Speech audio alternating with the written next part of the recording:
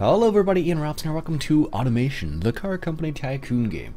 Now, this game is in early access, so it's not finished yet, so keep that in mind. Eventually what will happen is we'll have a complete game, but they've made some really big improvements. And one of the biggest improvements they've made lately is the light campaign. So this is like the thing I was waiting for before I started recording this. As you can see, there's lots of things in development. There are some scenarios, like how to use certain things. They also have a sandbox mode where you can kind of just explore. What we're going to do today is I've already played this game a little bit, and I just haven't recorded any of it yet. I'm going to show you what the light campaign is like. Autosave 1, sure, that works. Whatever is the most recent, I guess. 16, 17, 55. We'll just go with autosave 1 and see where that is. Alright, so here we are. So this is what the game looks like essentially when you kind of first load in. So here's your different models of cars. As you can see, I have a sports car, a sedan, and a wagon, a family variant. And I've been playing around with the different types of things you can do in this game. As you can see, I have it's 1979, and I have a few cars in production right now. I have my Parisienne right here. So if I go into here and I revise my car, I'll show you what it looks like real quick here. So I'm going to go back here. So here's a screen that shows you all the different kind of demographics, I guess would be might be the right word, or the types of people that might be interested in the various types of cars that you have. So in this context, the car that this particular variation, do I have any other variations of it? No, just this specific one. This is the Parisienne. So if you remember what a Pontiac Parisienne looks like, well, no, I do have a couple variations. But that's what I was going for. So let me show you what the car looks like first of all. Let's go back even further. I can't go back any further. Okay. So this is what the car looks like right here. So this is a sports wagon is what it ended up being. So the way this game works is you kind of choose a frame, you choose a body, and you can mold the body as you see fit. Now, one of the interesting things about this is you have your design, you have your test tracks. You can set it on a test track to see how it'll do. This is the detail statistics, so it shows you what the drivability, the sportiness, the comfort is. And here's the markets, like I said before. Now, this particular car, I believe, was for, I think it was for sport, I think, originally. And then it kind of got molded into these two, which is family utility premium. So one of the nice things about this particular section, it shows you what they actually look for. A premium family car that safely can haul or transport a thing or two. So there you go. Anyways, so that's how that works right there. So let's go ahead and get out of here. And I have a couple of variations. Let's go ahead and just make a car right now. So let's go up to so here's our current production. Here's the research and development, so you can put your money into certain aspects of the car. And note that this takes a lot of money. It's crazy. So here's where all our sales are going: family utility, commuter, and utility. Here's the awareness, so this is what the people are looking for. That's what most people know about us right there. And here's the current market. So it shows you what are the markets that are growing. So green ones are growing, of course. Red ones are kind of slowing down a little bit. But as you can see, there's lots of growth apparently in utility sport, because we're in the 70s here. And the hypercar is actually becoming a bigger market as well. So interesting enough, let's go for the utility sport. Let's try to go for utility sport. Okay, let's go back to our overview, our production. New car. We want a sport utility. So if I had to guess, I would say something like this would be a good choice, and let's go for maybe like that. So that's the body, and you have variations on the body. So you have this is like a truck, that is like a Hummer looking actually. That is like the actual truck, SUV style again. I'm going to go for this one right here.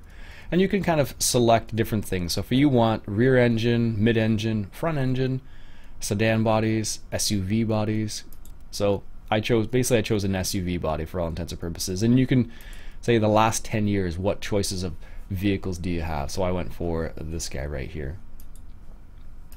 There we go. All right, let's move on. So here's the type of chassis you choose for your car. So I'm just going to do this. I'm going to go through this quickly because what I will end up doing is I'll switch it back later on. Engine placement. Let's go for that. Double wishbone. And then you can kind of look at what the variations are. So like I just chose the chassis type of the ladder, but there's monocoque, space frame, galvanized steel. So it's very in-depth. Like I said, I'm going to come through here, and I'm just going to choose things at random, basically. And there's a specific reason why. Let's choose these. Let's put them right there. Let's make our headlights big, because this is going to be a utility vehicle here. Let's put them in the center, right there. Okay, and let's put a vent. I mean a grill, sorry. And let's go ahead and let's go with this grill. I think this is the grill I choose. Oh, we got this one. Let's do this one. Let's put a grill right there. And grills are important because they increase the ventilation. I'm going to have it so my lights are kind of set behind the grill, and you can move them around. So you can move them wherever you see fit. So if you want to have a smaller grill, you could do that. So I could make this grill smaller and just have it on the bottom and then have the lights on top. It's pretty simple to move stuff around, actually. And it's all symmetrical, so if you want it to look like that, you can do that. If I wanted to change the size of these certain things, you could do that in one of the other sections. So if I go back here, here's a section where I could change things. I could make it boxier, or I could make the actual cab smaller and stuff, or larger. So one of the things you need to consider is the amount of space you give to the engine will change what type of engine you can put in it. So I'm just gonna leave it like that. I don't particularly get into the fancy stuff of the designing the car very much, but some people really like to do that. So all right, let's go for tail lights. Let's go for something simple like this. That's good, perfect. And you can get exhaust on here. You can put wings and vents and all sorts of crazy stuff, but I tend to keep it pretty simple. Handles, let's go for this guy right here. Put one there, and that will put one on the other side as well. Yep, that's good. One more. There we go. Are they even? There we go. So now it's got handles on both sides. As you can see, it just duplicates on the other side. So perfect. Alright, so in this section you can kind of do a lot of different things. I'm just going to leave it like this for the time being, but you can kind of change the different styles in this section once again. So it's basically like on the chassis right here. So I'm going to go for, let's go for 4x4, or we could go for utility, average friction. Let's go for a 4x4, I think. We can come back and change that. So here's where this is the part I like a lot, the engine part. So you can choose what type of engine you want. So let's say we want a inline 6, you can do that. You can go for a V8, you can go for a V8 or a V12 or a V6. Let's go for a V6, we'll go cast iron. And I've found that around 90, somewhere in that area, is kind of like the sweet spot for most things. And you can change the bore as well. I don't want the engine size to get too big, but you can see you can make it as big as you want. Now one thing to note is that it does need to fit into the car. So let's just go back down to 90. Let's go for 95, maybe something like that. Let's go for dual overhead cam, like that. And as you can see, there are some variations of push rods, direct acting OHC, overhead cam. Let's go for 4 valves, cast iron, good. Crank, I'm going to start off with, billet steel. I don't know if we have that one yet. Well, we'll try that one. We'll see what happens. And let's go for, does that require CNC saw? Okay, so let's go for average, very low, high. Let's go for that. Pistons, heavy cast, and we'll leave this bore and like this for the time being. I'm going to leave that for the time being and go forward. Turbocharged. Oh, we don't need it turbocharged. That's good. We need injectors, mechanical injectors. We'll go for mechanical configuration, throttle per cylinder. Intake, we'll go for standard for the time being, regular leaded fuel. And you can choose different qualities as you can see here. Headers, let's go for long tubular, or just tubular I guess will work actually. No catalytic converters, we'll go reverse flow for both first and second muffler. So these things all do lots of various things. I'm just going to leave it like this for the time being, because as you get more in depth, you can kind of like, you can spend a lot of time just fiddling with these things. But I'm just going to show you the game itself. So as you can see, we have problems right here. So if I go ahead and start the engine, this will give you an idea what happens. Let's go grab a quick sip of coffee here.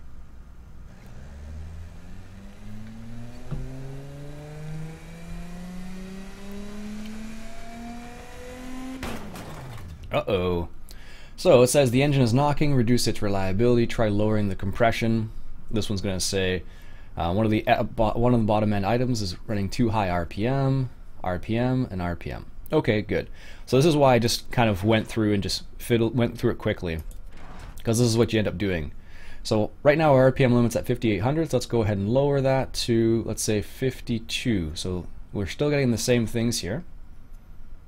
So the RPM's still too high. So then once I drop that down to 51, as you can see, they stop flashing. So green is good, red is bad, yellow is kind of like, So let's lower our RPMs down once again. So what you can actually do as well is you can come back to the engine and change what style of item you're using. So I'm using cast iron here. Oh, that's not what I want. I'm using cast iron, so let's go ahead and check to see if we're using a crankshaft. So I'm using build steel, which has an extremely high RPM, so it's not that probably. My heavy duty cast con rods are probably what's causing the problem here, as you can see. So let's go ahead and see what has a higher RPM. So I-beam steel requires a forge works, but the problem is if you choose something like that, what will happen is you'll have to pay for it and it costs more money. So I'm going to go for, that requires a forge works and that requires a forge works. Okay, so we'll try that one. And max torque, max RPM. Max RPM, we can try that. So that will work. I can probably deal with that. Forged deals with that problem. But hyporetic cast doesn't seem to do very thing. So as you can see, just by going to the end and then backing up, you can see that I've made these things green now.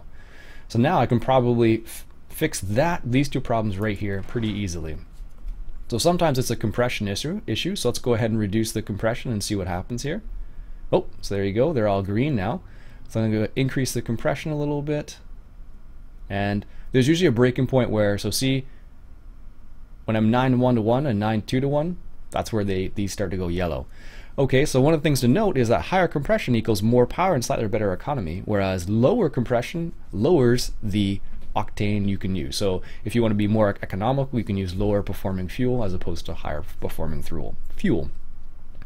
So you can profile, you can change that as well. So different things do high-end performance or better low-end performance, better economy. So let's see if we can reduce the cam profile a little bit here. Alright, so that seems to be, so we want to try and keep the cam profile a little bit lower so it can be a bit more economical. Good. That's good. So we're going to leave that for the time being. Going to give it another go here and see what happens. And we'll see where, right now we're at 120. So 240 dead horsepower right there, and 276 pounds of foot-pounds of torque. Good. So let's continue. So what kind of gearbox do we want? Automatic, torque converter, 4, and here you can adjust. I'm gonna leave it like that. Leave it like that for the time being. I'm gonna go for hard, long life tires. We'll go for steel, and you can fiddle around these parameters as well if you'd like. Let's go for solid discs, 3 pistons, vented disc, 3 pistons. We're just going to leave it like that for the time being. Undercarriage, we'll go for none because we don't really need it. And let's go for 4 seats for now. Basic interior, basic 8-track, power steering, advanced. So the reason why I'm just kind of going through it quickly, you'll find out in a second here. Actually, let's go for standard, twin, passive. Let's go for comfort. There we go. So as you can see, here's utility and heavy utility. So that's the markets we're hitting right now. So if I go forward, you'll see what markets that our current vehicle is heading. So I was trying to go for these. And this is why it's kind of weird in this game, I find, because what will happen is you'll try to make a specific car for a specific type of person, and then you may not do that. So right now we have a utility and heavy utility. So those are the two ones that we're hitting the best right now. But we're also hitting utility sport a little bit, family utility, and also a pony budget car as well. So there you go. So we're gonna go ahead and stick with these two for the time being because that's a good industry to be in. Let's go back now. So now that we have these two markets highlighted, what I tend to do is I go backwards now. So I see how can I make this better. So if I go in for comfort, so 91, 85. So let's go for the gas monotube. So 92, 85. Let's go for comfort once again. 92, 85. So let's see if we can change this. So that decreased. So that one decreased their likability. So what I'm showing here is that little number right there in the middle shows you how much they want this car, or how likely it is to be good for this car. So this right here, the progressive actually was better, 93.7, and let's put it into comfort once again. So there you go. So that changed how well they like the car. Let's go back once again here. So let's try 8 seats. They didn't like that. Let's try 7 seats. No. 4 seats is usually the magic number. So yep, 93. So interior, let's try standard. So that increased their numbers once again. Premium, that decreased their number. Sport, decreased their number. Luxury, decreased the number. So basic, and then standard, 93.7, 93.6, 86.6. So let's just stick with the basic because it's actually, in that case, it costs less money for us to do. All right, let's go for entertainment. Let's try a luxury 8-track. Didn't like that. Premium 8-track. They're okay with that. 92, 93. So basic 8-track is what they like the best. And then what you can also do is you can actually fiddle with these too. So if I went down one or up one, you can see that they may like it more or less. So 93.6, so they actually like it just right there. Let's go for the power steering, see what happens here if I put it up one. Nope, they don't like that. Don't like that either, just gonna leave it in the middle. And for safety, let's go ahead and put that up. That doesn't make a difference.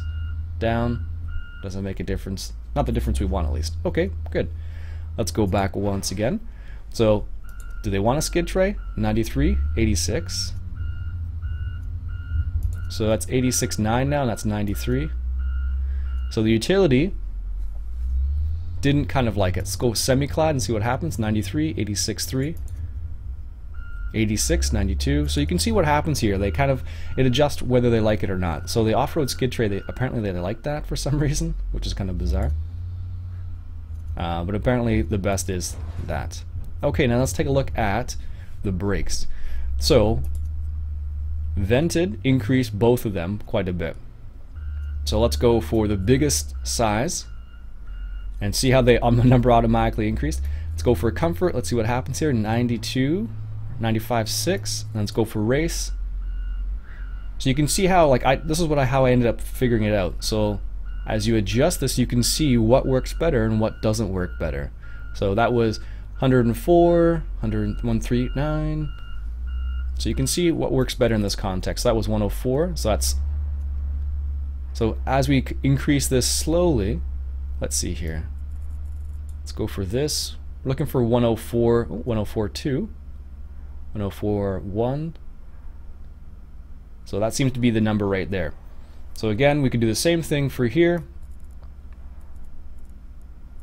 We'll go for the largest discs we can get, and as you can see, their numbers increase. And this is why I go backwards instead of forward. So I keep these people in mind, and then I make adjustments backwards so that I make the best possible car for them. Okay, so let's go quality. Let's see what happens here. 90, 105, 105.2. So then just not exactly the size they're looking for here. 99.7, 99.7. Okay, let's go back again. So we can try chunky off-road, and that actually works for both of them. Let's try medium compound. Nope. Sports doesn't really work. Semi-slicks is probably not going to work either. But chunky off-road works for both of them because it just works for both of them in this context. So we can try changing the rims. So they like the steel better. So let's stick with the steel. Perfect. And let's go back again here. Kind of gearbox, we change it to manual. So they don't like that. So they like the automatic better. Now, do they want a top speed of higher or lower? So you kind of go through these and you kind of figure out what works better for them. And you see what they like the most. So as you can see, when I changed it to there, they actually liked it better. 105.2, 105.3, 105.4. So you can see how their numbers change. 106. That was 106.2. So this is where the highest. Let's try differentials, manual. That increased it again. Automatic. That decreased it. So this is how I kind of been adjusting things on the go. So you can see as I go along, I go backwards and see what they like the most. So we're paused still, which is good.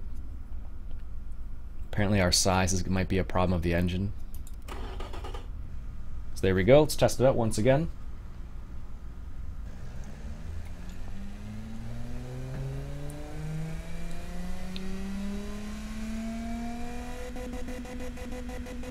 Excellent. Good. So then when you get back here, you can see this is where just all the two markets disappear because this doesn't affect them in the same way. All right. So we're hitting two markets very well here. Let's go to the end here a little bit. I'm surprised they like that because usually you kind of want this curve to be up here a bit more. Brake airflow, let's put it up to higher, and we should see these numbers increase. Cooling airflow, go quality, 109. So they want it as +1 quality. Nope. So none is okay. And we can change the wing angle if we had wings, but we don't, of course. And again, you can fiddle with these if you like. And let's go through here. Let's go for comfort, sport, race, off-road. So they like off-road actually. 109 versus 18, 95, 96. So normal seems to be the winner on this case. Good. So here's the design. We can go on the test track. I'm not going to do that. So you can here you can see what markets we're hitting the best. So we're actually hitting utility sport a little bit, which is what we originally wanted to do, and we're also hitting the utility a little bit. So what you can do now is you can go over to the end here, which is like you choose all for wherever you want. You can eventually they'll have positions you can add and stuff like that, but it's still in early access. I'm not an expert on this game either by any means. I'm just kind of checking it out. And then here, let's go ahead and assign. Let's see here. Let's try this area here. Go for Gasmia, small, and we'll get that. And we'll go for small. There we go. So now we have factory for the engine and then the body itself as well. And you can see we have a Steelworks, and it selects what ones you absolutely need already. So there you go. And we want, I think we need a small one, yeah, because we need a ForgeWorks and a CNC. Okay. And then you can set limits here for Q&A and stuff like that.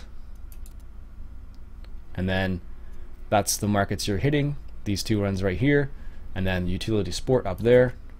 And then you can set up how many cars per month, the basic markup. So here's the demand versus production. So right now our production is, or demand is super high, but as soon as I add some markup, it's going to decrease. So I can change that as I see fit. So this is basically what the monthly cost and dates is all going to be. So this is what they're saying, like how profitable it's going to be, how many months before you make a profit, you break even after in 1997 apparently, which is like what, 20 years from now. So anyway, so that's how the game kind of works. It's a very interesting game. It's very in-depth. Again, this is still in early access, so eventually they'll add even more things to it, but it is pretty in-depth. So let's go ahead and just sign off on this truck and see what happens here. So what will happen is we've signed off from the truck. So now what's going to happen here is going to sit there. So which was the last one we did? 1979. So this guy right here. So nothing's in stock yet because they're in the engineering stages of it. So if we want to revise the car, we can do that. We can go back. We can name this. Let's name it, I don't know, Sport Util. And then you can add different trims and stuff like that, but we didn't do that. If you have different engine variants, you have to have multiple factories for that and stuff. So there you go. Now it's called Sports Utility. So if I progress time now, what will happen is over the years, eventually we'll start creating stock. So our reputation is going down, our prestige is going down, and revenue's gone up though. Okay. So what will happen is eventually our car will come out of production, out of engineering, and go into production. And once that happens, then you can start making money from it. So let's go ahead and revise this car. So demand and production are changing here. So if I decrease this by that, let's go down a little bit here. So I'm trying to keep this number above 1, so we basically make just enough. So that's a little bit too much. 1.39. So you can see how that's changing our demands. And you can change the markup on the fly like that, and then you'll make money and not make money on that. So that's basically kind of like the gist of the game. And then what happens here is you have to kind of like fine tune your production to see what happens after that. So anyways, that's a little bit about automation, the Car Tycoon game. I hope you enjoyed. If you did, why don't you go ahead and hit that subscribe button for some more simulation. Alright, my name's Ian Rops once again, and I'll catch you guys later.